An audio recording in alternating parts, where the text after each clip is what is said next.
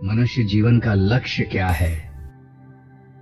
पूज्य स्वामी राम सुखदास जी कहते हैं, हमारे जीवन का लक्ष्य क्या है, इसको जानना बहुत आवश्यक है।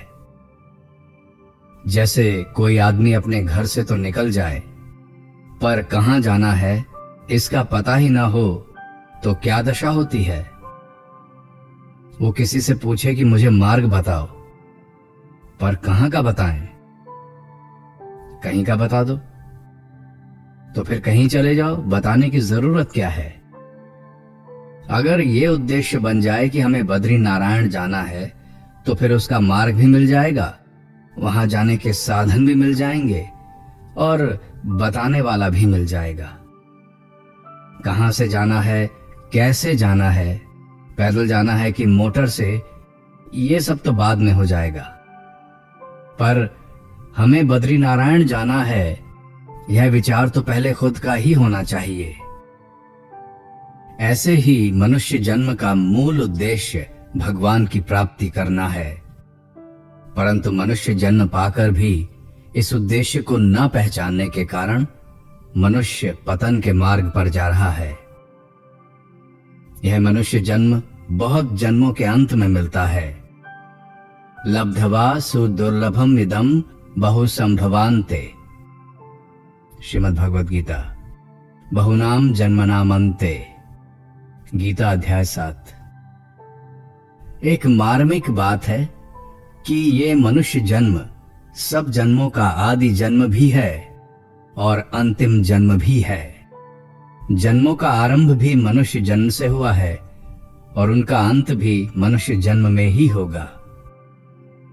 जन्मों का आरंभ कब हुआ, कैसे हुआ, किसने किया, आदि बातों को जान भी नहीं सकते और जानने की जरूरत भी नहीं है, परंतु जन्मों का अंत कर सकते हैं और अंत करने की जरूरत भी है। गीता में आया है, यम यम वापि स्मरन भावम त्यजत्यन्ते कलेवरम तम तमे वैति कौन्तेय सदा तद्भाव भावितः। अध्याय 8। अर्थात, हे कौन्तेय, मनुष्य अंत काल में जिस जिस भी भाव का स्मरण करते हुए शरीर छोड़ता है, वह उस अंत काल के भाव से सदा भावित होता हुआ उसको ही प्राप्त होता है, अर्थात उस योनि में ही चला जाता है। इस बात से यह सिद्ध हुआ कि मनुष्य जन्म मिलने के बाद आगे का जन्म हम तैयार करते हैं। कारणम गुण संगोस्य सत्सद्यो निजन्मसु, गीता अध्याय 13। तात्पर्य है कि जन्म मरण में जाने के लिए अथवा उससे मुक्त होने के लिए हम स्वतंत्र हैं। अगर हमें सदा के लिए जन्म मरण से मुक्त होना है, तो इसके लिए सबसे मुख्य बात यह है कि हमारा एकमात्र उद्देश्य परमात्मा की प्राप्ति हो। अपना कल्याण करना है, जीवन मुक्त होना है, मुक्ति प्राप्त करनी है, विदेह कैवल्य प्राप्त करना है, सदा के लिए जन्म मरण से छूटना है, दुखों का अत्यंत अभाव करना है, महान आनंद को प्राप्त करना है, परतंत्रता से छूटकर परम स्वतंत्रता को प्राप्त करना है, भगवान के दर्शन करना है, भगवत प्रेम प्राप्त करना है। ये अलग अलग नाम साधन के अनुसार हैं, पर तत्व से एक ही हैं। साधन अलग अलग हैं, पर उद्देश्य सबका एक ही है। वह उद्देश्य जितना दृढ़ होगा, उतना ही मनुष्य अपने आप आगे बढ़ जाएगा। जैसे भाई बहन सत्संग में आते हैं, तो सबसे पहले उनका यह विचार होता है कि हमें सत्संग में चलना है। फिर किस तरह चलना है, बस से चलना है कि टैक्सी से चलना है, साइकिल से जाना है कि पैदल चलना है, ये सब प्रबंध हो जाता है। सत्संग में जाने के लिए तो दूसरे की सहायता भी ले सकते हैं, पर वहां जाने का विचार तो खुद को ही करना पड़ेगा। ऐसे ही हमारा यह विचार बन जाए कि अब हमें परमात्म तत्व की प्राप्ति करनी है। दूसरे लोग क्या करते हैं, क्या नहीं करते, इससे हमारा कोई मतलब न रहे। संसार अच्छा करे या बुरा करे, हमें उससे क्या मतलब। हमें तो अपना असली काम करना है। परमात्मा प्राप्ति के सिवाय कोई भी काम स्थायी नहीं है। कोई धन कमाता है, कोई यश कमाता है, कोई शरीर को ठीक करता है, कोई निरोगिता के पीछे लगा है, पर ये काम सिद्ध होने वाले नहीं हैं। अगर हो भी जाएं, तो इन सब का अंत होगा। परंतु परमात्मा प्राप्ति होगी तो वह सदा के लिए होगी, उसका अंत नहीं होगा। एक मार्मिक बात है कि सबके सब मनुष्य परमात्मा प्राप्ति के अधिकारी हैं। भगवान ने गीता के अध्याय 9 में कहा है, अगर कोई दुराचारी से दुराचारी भी अनन्य भाव से मेरा भजन करता है तो उसको साधु ही मानना चाहिए, कारण कि उसने निश्चय बहुत श्रेष्ठ और अच्छी तरह कर लिया है। वह तत्काल धर्मात्मा हो जाता है और निरंतर रहने वाली शांति को प्राप्त हो जाता है। हे कुंती नंदन, तुम प्रतिज्ञा करो कि मेरे भक्त का विनाश पतन नहीं होता। हे पार्थ, जो भी पाप योनि वाले हों तथा जो भी स्त्रियां, वैश्य और शूद्र हों, वे भी सर्वथा मेरे शरण होकर निसंदेह परम गति को प्राप्त हो जाते हैं। जो पवित्र आचरण वाले ब्राह्मण और ऋषि स्वरूप क्षत्रिय भगवान के भक्त हों, वे परम गति को प्राप्त हो जाएं, इसमें तो कहना ही क्या है। इसलिए इस अनित्य और सुख रहित शरीर को प्राप्त करके तू मेरा भजन कर। यहां भगवान ने परमात्मा प्राप्ति के 7 अधिकारियों के नाम लिए हैं: दुराचारी, पाप योनि, स्त्रियां, वैश्य, शूद्र, ब्राह्मण और क्षत्रिय। इन 7 से बाहर कोई भी मनुष्य नहीं है। कैसा ही जन्म हो, कैसी ही जाति हो, कैसा ही आचरण हो और पूर्व जन्म में कितने ही पाप हों, पर भगवान की प्राप्ति में सब अधिकारी हैं। ब्राह्मण, क्षत्रिय, वैश्य और शूद्र, इन 4 वर्णों का नाम आ गया। कोई 4 वर्णों में केवल पुरुष ही पुरुष न समझ ले, इसलिए स्त्रियों का नाम अलग से आया है। जो 4 वर्णों से नीचे हैं वे यवन, हूण, खस आदि सब पाप योनियों में आ गए। मनुष्यों के सिवाय दूसरे जीव, पशु पक्षी आदि भी पाप योनि में लिए जा सकते हैं, क्योंकि जीव मात्र भगवान का ही अंश होने से भगवान की तरफ चलने में भगवान की ओर से किसी के लिए भी मना नहीं है। जो वर्तमान में पाप कर रहा है वह दुराचारी है और पूर्व जन्म के पापों के कारण जिसका नीच योनि में जन्म हुआ है वह पाप योनि है। तात्पर्य है कि दुराचारी से दुराचारी और नीच से नीच योनि वाला भी परमात्मा प्राप्ति का अधिकारी है। जो पूर्व जन्म के पुण्यात्मा हैं उनको पवित्र आचरण वाले ब्राह्मण कहा, और जो इस जन्म में पुण्यात्मा हैं उनको ऋषि स्वरूप क्षत्रिय कहा। ऐसे ही जो पूर्व जन्म के पापी हैं उनको पाप योनि कहा, और जो इस जन्म में पापी हैं उनको सुदुराचारी कहा।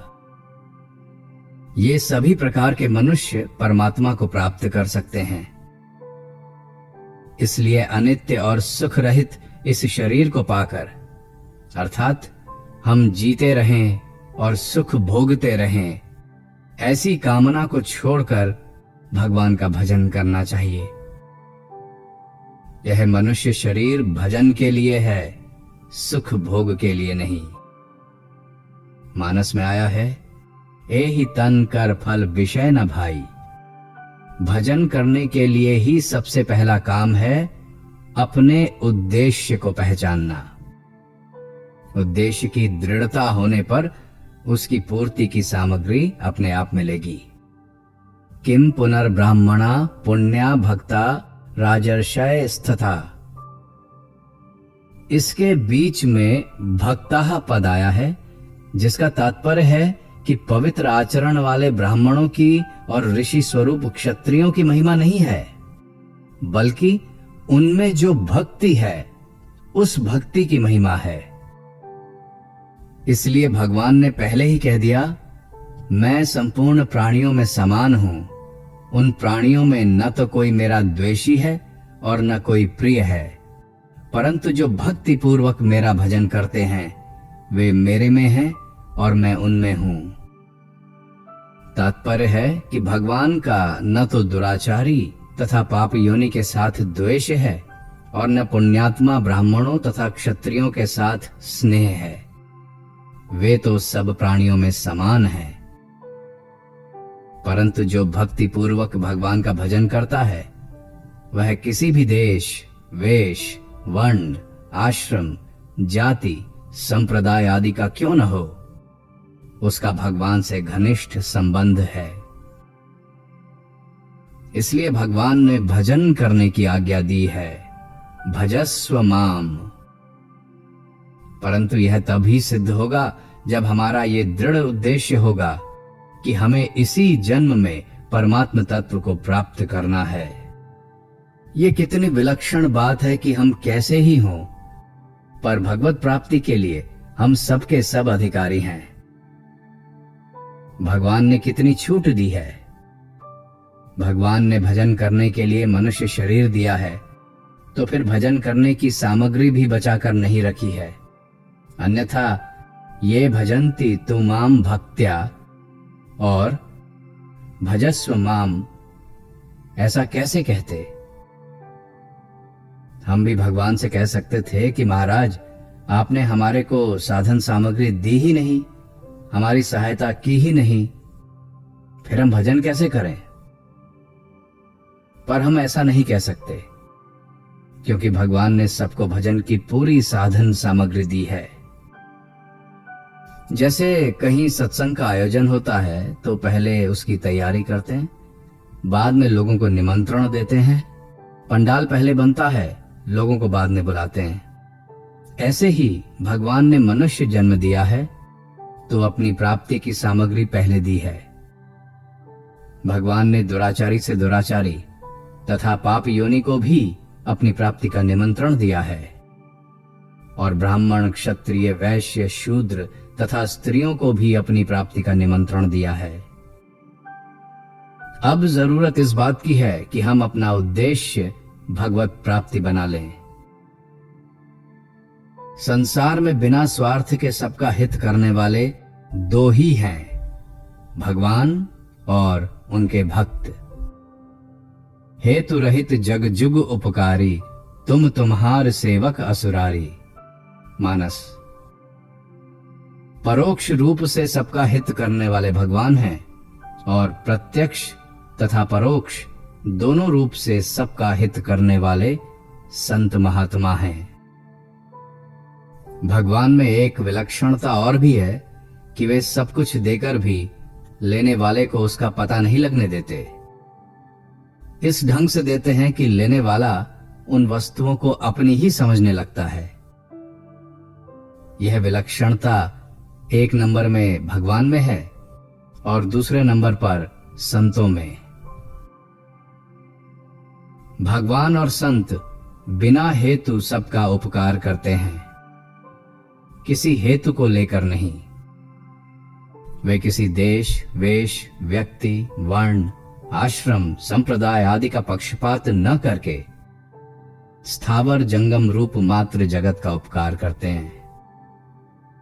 ऐसे परम उपकारी भगवान ने कृपा करके मानव जीवन का समय दिया है, सामग्री दी है, समझ दी है और सामर्थ्य दी है। ये चारों चीजें भगवान ने केवल जीव मात्र के उद्धार के लिए दी हैं। समय, सामग्री, समझ और सामर्थ्य, ये चारों सबके पास बराबर नहीं है। किसी के पास कम है, किसी के पास ज्यादा। परंतु एक मार्मिक बात है कि हमारे पास जितना समय है, जितनी सामग्री है, जितनी समझ है और जितनी सामर्थ्य है, उतनी भगवान में लगा दें तो पूर्णता प्राप्त हो जाएगी भगवान की प्राप्ति हो जाएगी। साधक से गलती ये होती है कि वो प्राप्त सामग्री आदि का सदुपयोग न करके और अधिक यानी नई नई सामग्री आदि की इच्छा करता है, उसको और अधिक बढ़ाना चाहता है। वह सामग्री आदि को जितना महत्व देता है उतना भगवान को महत्व नहीं देता। सामग्री आदि को महत्व देना भगवत प्राप्ति में बाधक होता है। अतः हमें जो समय सामग्री आदि मिली है उसी से भगवान की प्राप्ति हो सकती है। अगर कोई कमी रह जाएगी तो उसकी पूर्ति भगवान कर देंगे। भगवान का दरबार सबके लिए सब समय खुला है। यही दरबार दीन को आदर रीति सदा चली आई। विनय पत्रिका। हमारे में जिस चीज की कमी होगी आवश्यकता पड़ने पर उसकी पूर्ति भी हो जाएगी। जैसे चलते चलते थक जाते हैं तो बिना कुछ परिश्रम किए चुपचाप पड़े पड़े फिर से चलने की शक्ति प्राप्त हो जाती है। ये हम सबका प्रत्यक्ष अनुभव है। सदुपयोग से शक्ति बढ़ती है और दुरुपयोग से नष्ट होती है। एक शंका होती है कि भगवान ने हमें समय, समझ, सामग्री आदि सब कुछ तो दे दिया, पर स्वतंत्रता क्यों दी? इस स्वतंत्रता का हम सदुपयोग भी कर सकते हैं और दुरुपयोग भी, पाप भी कर सकते हैं और पुण्य भी, बंधन में भी जा सकते हैं और मुक्ति में भी जा सकते हैं, सब कुछ कर सकते हैं। अतः जिससे हम अपना पतन कर लें, ऐसी स्वतंत्रता भगवान ने क्यों दी? इसका समाधान यह है कि अगर भगवान मनुष्य को परतंत्र बना देते तो मनुष्य शरीर का कुछ महत्व ही नहीं रहता। उत्तम से उत्तम शरीर गाय का है, जिसका गोबर और गोमूत्र भी शुद्ध होता है, परंतु वो भगवान का भजन स्मरण नहीं कर सकती, क्योंकि वो केवल भोग योनि है। अगर भगवान मनुष्य को स्वतंत्रता नहीं देते तो वो भी सदा के लिए भोग योनि बन जाता, कर्म योनि यानी साधन योनि नहीं बनता। भगवान ने स्वतंत्रता दी है अपना कल्याण करने के लिए, परंतु हम अपना कल्याण न करके उस स्वतंत्रता को दूसरे कामों में लगा देते हैं। इस प्रकार भगवान से मिली हुई स्वतंत्रता का दुरुपयोग तो हम करते हैं और उल्लाहना भगवान को देते हैं कि उन्होंने हमें स्वतंत्रता क्यों दी। अगर भगवान स्वतंत्रता न देते तो हम पुण्य भी नहीं कर सकते, अशुभ काम नहीं कर सकते तो शुभ काम भी नहीं कर सकते। स्वतंत्रता मुक्ति के लिए मिली है, बंधन के लिए नहीं। शिवलिंग पूजा के लिए होता है, पर उसमें कोई अपना सिर फोड़ ले तो भगवान शंकर क्या करें? इसलिए भगवान ने कृपा करके हमें जो स्वतंत्रता दी है उसका सदुपयोग करना हमारा कर्तव्य है। कोई कैसा ही प्राणी क्यों न हो, उसको भगवान ने मुक्ति का पूरा अवसर दिया है। मनुष्य को भगवान ने दो चीजें दी हैं, भोग के लिए कर्म सामग्री और मोक्ष के लिए विवेक। कर्म सामग्री के साथ विवेक इसलिए दिया है कि मनुष्य को यह जानकारी रहे कि इन कर्मों से वो 84 लाख योनियों में तथा नरकों में जाएगा और इन कर्मों से वो स्वर्ग में जाएगा। इन कर्मों से वो पुनः मनुष्य जन्म में आएगा और इन कर्मों से यानी कर्मों से संबंध विच्छेद होने पर वो सदा के लिए जन्म मरण से छूट जाएगा। अब इस विवेक का वो सदुपयोग करे या दुरुपयोग करे, इसमें वो स्वतंत्र है। भगवान ने मनुष्य को कितनी स्वतंत्रता दी है कि वो जिस जिस भाव का स्मरण करता हुआ शरीर छोड़े उसको ही प्राप्त हो जाता है। ये भगवान की कितनी उदारता है। जो दयालु होता है वो न्यायकारी नहीं हो सकता, और जो न्यायकारी होता है वो दयालु नहीं हो सकता। न्याय करने वाले को तो ठीक मर्यादा में चलना पड़ेगा। अगर वो दया करेगा तो ठीक मर्यादा में नहीं चल सकेगा। परंतु ये अड़चन तभी आती है जब कानून बनाने वाला निर्दयी हो। भगवान तो अत्यंत दयालु हैं, अतः उनके बनाए हुए कानून में न्याय भी है और दया भी। उनकी न्यायकारिता में दयालुता परिपूर्ण है और दयालुता में न्यायकारिता परिपूर्ण है। जैसे अंतकाल में मनुष्य भगवान का स्मरण करता हुआ शरीर छोड़ता है तो वो भगवान को प्राप्त हो जाता है, और कुत्ते का स्मरण करता हुआ शरीर छोड़ता है तो कुत्ते की योनि को प्राप्त हो जाता है। तात्पर्य है कि जितने मूल्य में कुत्ते की योनि मिलती है उतने ही मूल्य में भगवान की प्राप्ति हो जाती है। ये भगवान के न्याय में भी महान दया भरी हुई है। जिस स्वतंत्रता से नीच योनि मिल जाए उसी स्वतंत्रता से देवादि ऊंची योनि प्राप्त हो जाए, कल्याण हो जाए, मुक्ति हो जाए। ये भगवान ने कितनी विलक्षण स्वतंत्रता दी है। जो अंतकाल में किसी का स्मरण नहीं करता बल्कि केवल ममता और अहंकार का त्याग कर देता है, वह भी निर्वाण ब्रह्म को प्राप्त हो जाता है। इस प्रकार भगवान ने कल्याण की सामग्री देने में कोई कमी नहीं रखी है। प्रत्येक परिस्थिति में भगवान की दया लबालब भरी हुई है।